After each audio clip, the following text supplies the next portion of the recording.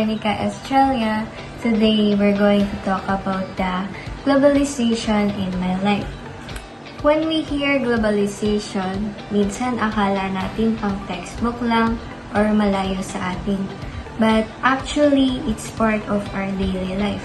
Sa madaling salita po, ito po yung pagkakaugnay-ugnay ng buong mundo sa impormasyon, gamit at kultura.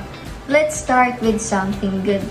For me, the best thing about it is easy access to knowledge and opportunities. Before, sa school lang or sa libro tayo natututo, but now, we can watch tutorials from all creators in different countries or even join in workshops with students from different countries. Globalization broke down walls.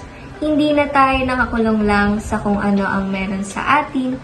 We can learn from the best and share what we have to, no matter where we are. But, may hindi rin magandang dulot ang globalization sa atin. Isa na dito ang pagbaha at pagdami ng mga basura. When we buy a lot of cheap imported clothes, snacks, and gadgets from far places, madalas itong nakabalot sa plastic, and when we throw them away, bumabara ito sa ating mga kanal at mga ilog. That makes floods longer and deeper every rainy season.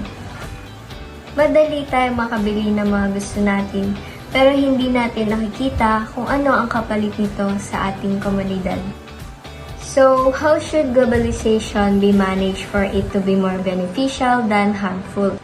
For me, it's simple. Let's stay connected and be responsible. We keep learning and helping each other across borders, but we also think before we buy. Suportahan natin ang sariling atin at iwasan natin ang mga basura. Globalization gives us the chance to reach everyone.